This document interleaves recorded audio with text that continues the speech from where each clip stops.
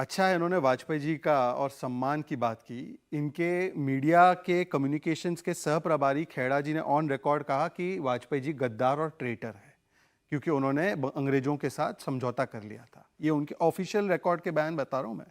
ये उन्होंने पार्लियामेंट में खड़े होकर सोनिया जी ने वाजपेयी जी के विषय में क्या बोला है, मैं उसको दोहराना नहीं चाहता। सम्मान वो नहीं होता, सम्मान वो नहीं होता कि नरसिम्हा राव जी के शव को आप आने भी ना दो, और जब उनको भारत रत्न से नवाजा गया तो आप ही के नेता है मणिशंकर अय्यर, जिसकी किताब के विमोचन में सोनिया जी फ्रंट रो में बैठी थी। उन्होंने कहा he was first prime minister of BJP. ये उनके ऑन रिकॉर्ड बयान है, अब आज तक खंडन नहीं हुआ। सम्मान ये नहीं होता, सुन लीजिए, अब पूरा सुन लीजिए। सम्मान ये नहीं होता कि सीताराम केसरी एक आपका अध्यक्ष बन गया था ओबीसी समाज से, तो उसकी धोती कुर्ता फाड़ के आपने उसको बाहर कर दिया। सम्मान ये नहीं होता मान्यवर। अच्छा, मैं आपको बताता हूं, अब आपने बात रखी कि ये पत्र के बारे में, ये पत्र के बारे में पहले आपने कभी सुना है कि फिरोज गांधी का जिक्र किया हो? पहली बार आज फिरोज गांधी तक को याद करने की नौबत अगर आई है। एक समय तो ऐसा था कि सोनिया जी एक रैली नहीं करती थी और अमेठी की जनता या रायबरेली की जनता उनको पूरा वोट दे देती थी। आज वो स्थिति में नहीं है। और मान्यवर, अगर आपकी अगर बीमारी है, अगर सेहत ठीक नहीं है, तो बता दीजिए ना कि वहां पर आप राज्यसभा में काहे जा रहे हैं। राज्यसभा के जाने के बदले आपको आराम करना चाहिए। वहां पर किसी ऐसे व्यक्ति को दीजिए जो राजस्थान के लिए अच्छी आवाज उठा पाएगा। क्योंकि पिछले 5 वर्षों में सोनिया गांधी जी कितनी बार रायबरेली के विषय में बोल पाई है, कुछ मुद्दे उठा पाई है, जा पाई है, ये उस पर भी सवाल है। और हम लोग सार्वजनिक जीवन में जो लोग हैं उनके बारे में चर्चा कर सकते हैं। कोई ऐसा देवी देवता नहीं बन जाता है, ना मोदी जी है ना सोनिया गांधी है कि हम ये सवाल नहीं कर सकते। तो मैं पूछना चाहता हूं कि पिछले 5 वर्षों में रायबरेली के लिए इनके, सुन लीजिए,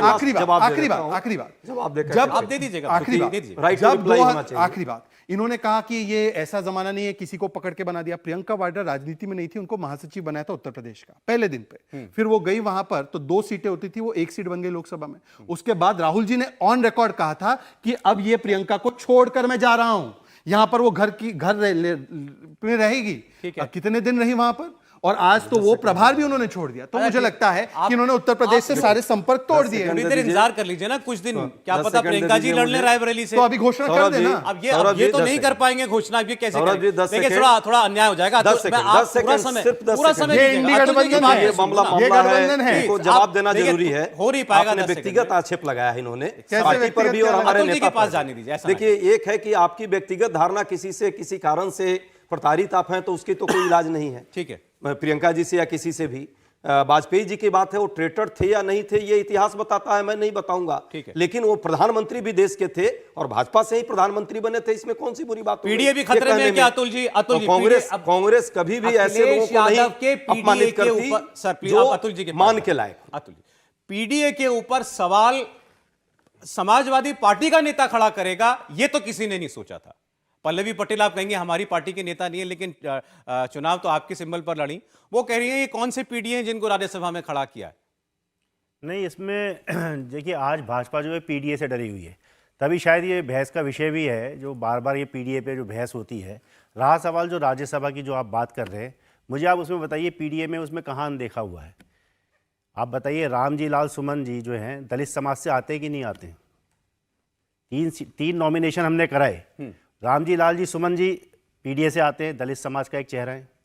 दूसरा, पीडीए की जब हम बात करते हैं, जय बच्चन, सुनिए पूरी बात हो जाएगी, आप समझ जाएंगे। जब भी हम पीडीए की बात करते हैं उसमें 49% जो है पिछड़े की बात करते हैं, 16% दलित की बात करते हैं, 21% हम लोग जो अल्पसंख्यक की बात करते हैं, जो 4% 90% की जो हम बात करते हैं उसमें 4% वो ऐसे लोग हैं जो अगड़े होकर के भी जिनमें पिछड़ों का दर्द है।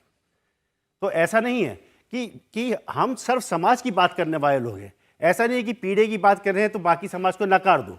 हम भाजपा की तरह नहीं है कि यहाँ जो है तोल मोल करके वोट दिया, सीट शेयरिंग करी जाती है। ना ही भाजपा की तरह भागने वाले लोग हैं। जिस तरीके से अभी आप सम्मान देने की बात कर रहे थे, मेरे साथी दोस्त कह रहे थे सम्मान भाजपा बहुत करती है। अरे सम्मान करती है, आप देखिए किसान सड़कों में बैठा हुआ है, मोदी जी अबू धाबी में फोटोशूट करा रहे हैं, इस तरीके के सम्मान देते हैं आप। यदि सम्मान देते चौधरी चरण सिंह साहब को, किसानों के नेता जिन्हें आपने भारत रत्न देके सम्मान देने की करा, अच्छी बात है करा, क्योंकि भारत रत्न देने की बात जो है चौधरी चरण सिंह साहब को, ये आज की नहीं है, काफ़ी लंबे समय से हम लोग उठा रहे थे और समाजवादी लोग उठा रहे थे। परंतु जो आपने सम्मान दिया, असली सम्मान कब होता है? जब उक्त व्यक्ति के सिद्धांतों को, उसके संघर्ष को आप सम्मान देंगे।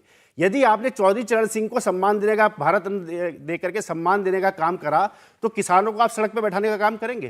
किसानों पे अश्रु गैस के गोले छोड़ेंगे? किसानों के ऊपर लाठियां भांजेंगे?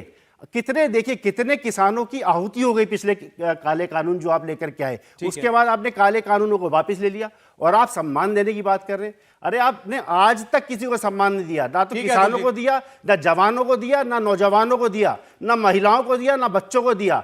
और आप तो पीडीए की बात करते हैं। आप बताइए, यदि आप ओबीसी के इतने हितैषी हैं, पूनावाला जी, मैं आपसे पूछना चाहता हूं, पीएमओ ऑफिस में एक ओबीसी अधिकारी का नाम बता दीजिए आप मुझे। अच्छा चलिए, नंबर एक। अच्छा, मुझे एक ब्रेक लेना पड़ेगा। आपने आप तो वैसे आपकी पार्टी अखिलेश जी तो पीडीए ही बोलते हैं, इंडिया गठबंधन तो मैंने आपके मुंह से कभी सुना नहीं ना, वो कभी इंडिया गठबंधन की बात करते हैं। सौरभ जी, अब मेरा सवाल यह है, क्या उनको पहले से मालूम था कि इंडिया गठबंधन जैसा कुछ बचने वाला नहीं है? क्योंकि आज तो फारूक अब्दुल्ला भी चले, तो उस पर हम लोग आगे बात कर लेंगे। एक छोटा सा ब्रेक ले लें, आप देखते रहिए कुरुक्षेत्र।